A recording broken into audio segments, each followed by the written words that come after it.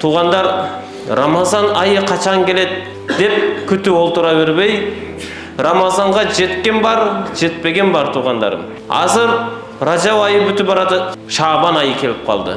Шабандан кейін Рамазан айы. Bir айдың аржақ бер жағы қалды Рамазан айына.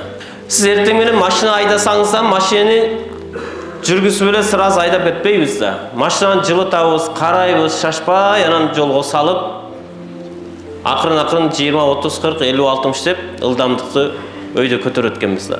Ошол сыяктуу эле Рамазан качан келет деп, Рамазан күнү келгенде, о бисмилла деп эле эртең менен тура карылып, саардыкты жеп, тамактанып, оозу жаап коюу, бул кудум эле уктап аткан адамды ойготуп, чурка дендей болуп калат экен да.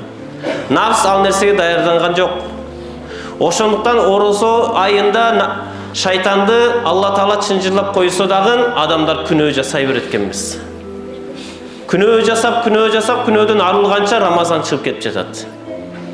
Эмне үчүн десе, 11 ай бою шайтан адамды ушунчалык күнөөлөр менен алаксытып коет экен.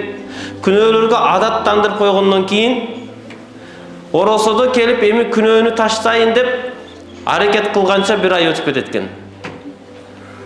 Нафсы кургур тарбия алганча орозо чыгып кадыр түнү өтүп кетип, кадыр түнүнүн кадырына жетпей өткөрүп жиберет экенбиз. Ошондуктан тугандар, ушул Рамазан айы 1000 айдан артык боло турган түндөр келе жатат. Ошого азыртан баштап жүрөктү тазалаш керек.